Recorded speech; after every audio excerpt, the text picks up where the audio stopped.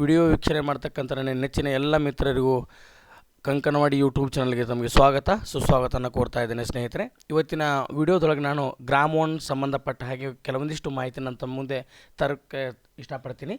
ಗ್ರಾಮೋನ್ franchise ತಮಗೆಲ್ಲ ಗೊತ್ತಿರತಕ್ಕಂಥದ್ದು.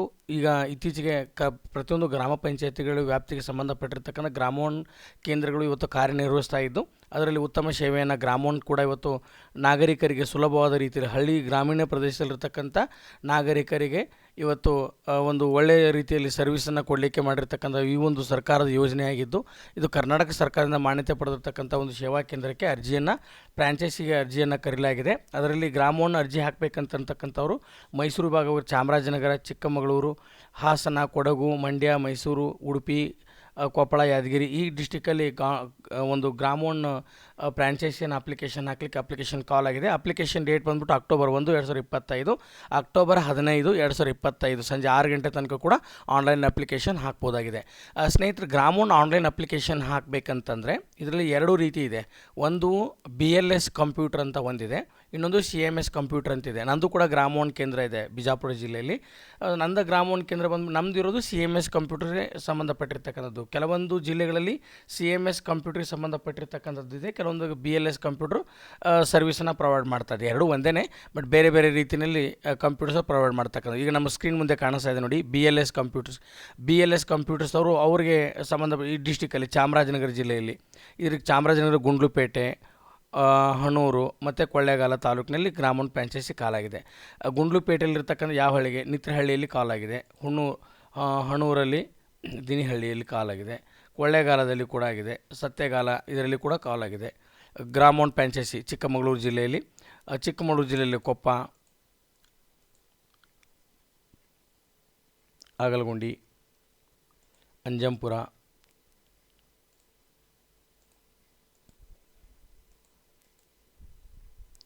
ಇದು ಚಿಕ್ಕಮಗಳೂರು ಜಿಲ್ಲೆ. ಹಾಸನ ಜಿಲ್ಲೆಯಲ್ಲಿ ಹಾಸನ ಜಿಲ್ಲೆಯಲ್ಲಿ ಸಕಲೇಶಪುರಕ್ಕೆ ಕಾಲಾಗಿದೆ. ಈ 2 ಹಳ್ಳಿಗಳಲ್ಲಿ ಮಾತ್ರ ಇದೆ.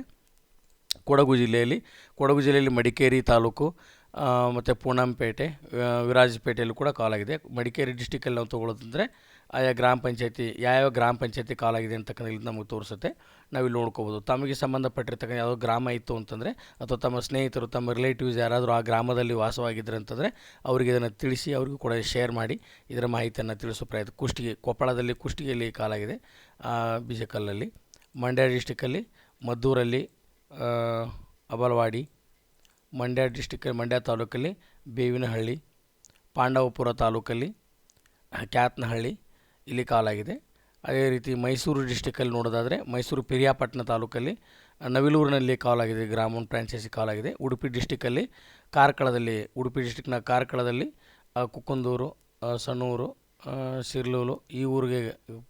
ಯಾದಗಿರಿ ಡಿಸ್ಟಿಕಲ್ಲಿ ನೋಡೋದಾದರೆ ಯಾದಗಿರಿ ಹುಣಸಗಿ ತಾಲೂಕಲ್ಲಿ ಬೈಕುಂಟಿ ಗ್ರಾಮದಲ್ಲಿ, ಮತ್ತು ಸುರ್ಪುರ ತಾಲೂಕಿನಲ್ಲಿ ವಾಗಣಗೆರೆದಲ್ಲಿ ಕೂಡ ಗ್ರಾಮೋನ್ ಫ್ರಾಂಚೈಸಿ ಕಾಲಾಗಿರ್ತಕ್ಕಂಥದ್ದು. ಇನ್ನು ಇದು BLS ಕಂಪ್ಯೂಟರ್ಗೆ ಈಗ ಆಲ್ರೆಡಿ ಕಾಲ್ ಆಗಿರ್ತಕ್ಕಂಥ ಗ್ರಾಮೋನ್ ಫ್ರಾಂಚೈಸಿಗಳು. ಇನ್ನು CMS ಕಂಪ್ಯೂಟರ್ನಲ್ಲಿ ಕಾಲ್ ಆಗಿರ್ತಕ್ಕಂಥ ಡಿಸ್ಟಿಕ್ಗಳಲ್ಲಿ ನೋಡೋದಾದರೆ ಇದರಲ್ಲಿ ಬರ್ತಕ್ಕಂಥದ್ದು ಬಿಜಾಪುರ ತೊಗೊಳ್ಳೋಣ. ಸ್ಟಾರ್ಟಿಂಗಲ್ಲಿ ಬೆಳಗಾವಿ ಬೆಳಗಾವಿ ಆಗಲೇ ನೋಡಿದಂಗೆ ನಾವು ಹತ್ತನೇ ತಾಲೂಕು ಸಪ್ತಸಾಗರದಲ್ಲಿ ಬರ್ತವೆ. ಆಮೇಲೆ ಬೈಲಹೊಂಗಲದಲ್ಲಿ, ಉಡಿಕೆರೆದಲ್ಲಿ, ಬೆಳಗಾವಿ ತಾಲೂಕಲ್ಲಿ,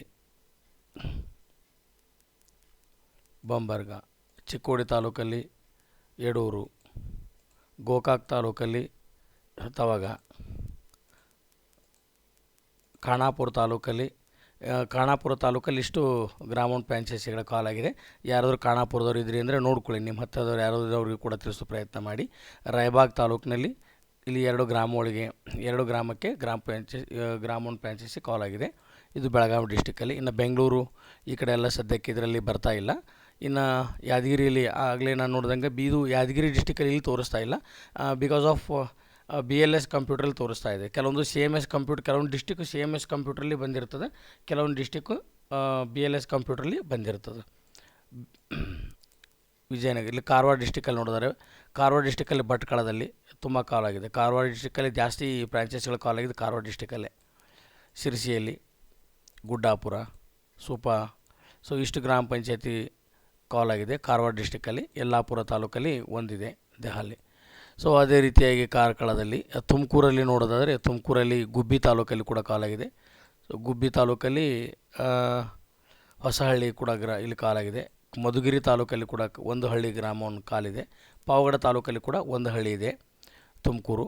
ಇನ್ನು ಶಿವಮೊಗ್ಗದಲ್ಲಿ ನೋಡೋದಾದರೆ ಶಿವಮೊಗ್ಗದಲ್ಲಿ ಹೊಸನಗರದಲ್ಲಿ ಇಷ್ಟು ಹಳ್ಳಿಗಳಿಗೆ ಕಾಲ್ ಗ್ರಾಮೋನ್ ಫ್ರ್ಯಾಂಚೈಸಿ ಬೇಕಾಗಿದೆ. ಇನ್ನು ಸಾಗರ ತಾಲೂಕಿಗೆ ಸಂಬಂಧಪಟ್ಟಿರ್ತಕ್ಕ ಇಷ್ಟು ಗ್ರಾಮೋನ್ ಫ್ರ್ಯಾಂಚೈಸಿಗಳು ಬೇಕಾಗಿದೆ.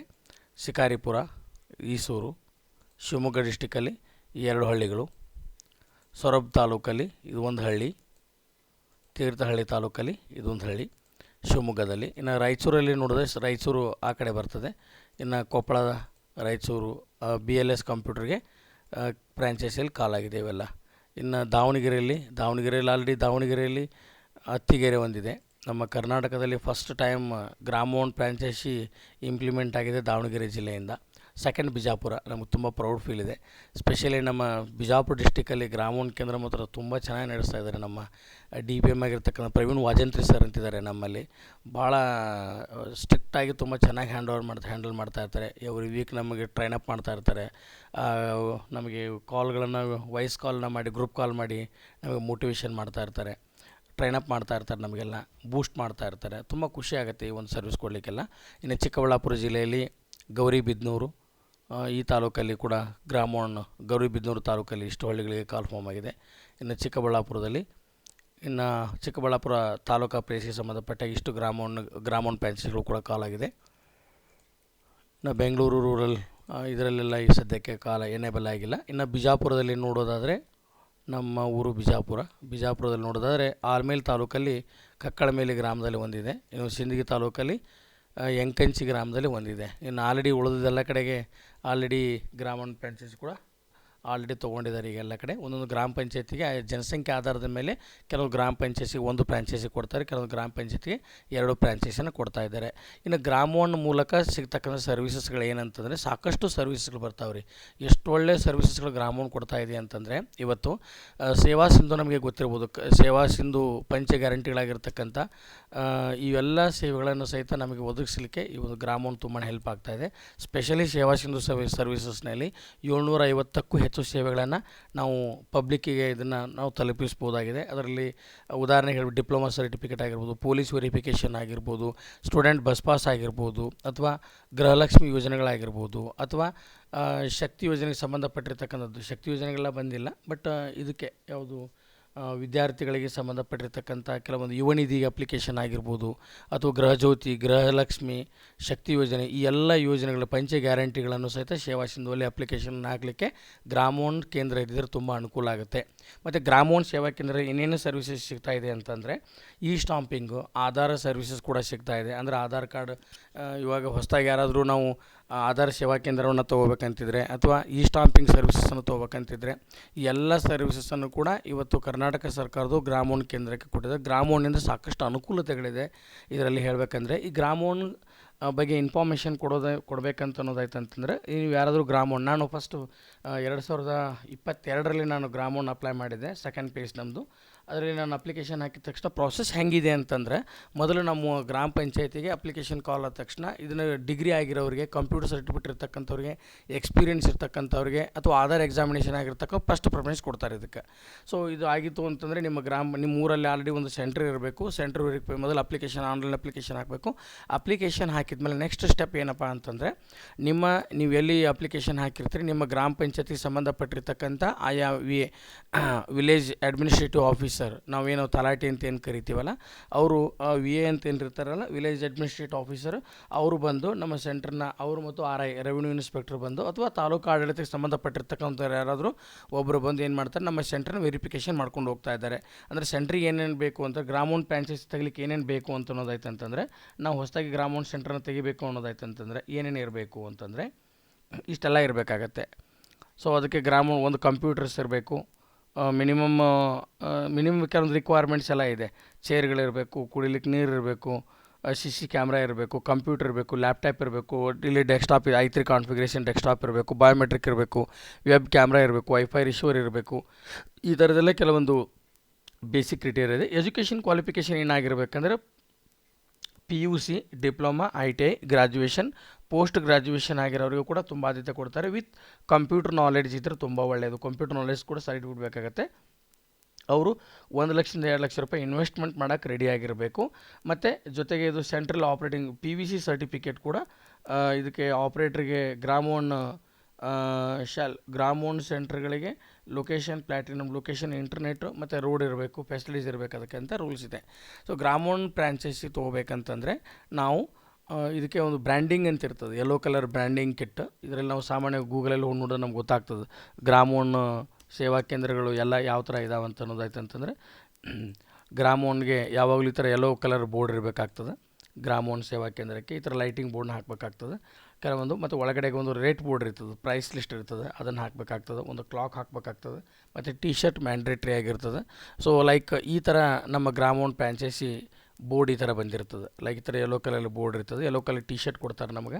ಟಿ ಶರ್ಟ್ನ ಹಾಕೊಂಡು ನಾವು ಗ್ರಾಮ್ ಓನ್ ಪಬ್ಲಿಕ್ನ ನಮ್ಮ ಊರಿನ ಜನರಿಗೆ ನಾವು ಒಳ್ಳೆಯ ಸರ್ವಿಸನ್ನು ಕೊಡ್ಬೋದಾಗಿದೆ ಸ್ನೇಹಿತರೆ. ತುಂಬ ಚೆನ್ನಾಗಿದೆ ಇದನ್ನು ಉಪಯೋಗ ಮಾಡಿಕೊಳ್ಳಿ. ಇದರ ಬಗ್ಗೆ ನಿಮಗೆ ಹೆಚ್ಚಿನ ಮಾಹಿತಿ ತಮಗೇನಾದರೂ ಬೇಕು ಅನ್ನೋ ಕಾಮೆಂಟ್ ಮೂಲಕ ನನಗೆ ತಿಳಿಸೋ ಪ್ರಯತ್ನ ಮಾಡ್ತೀನಿ.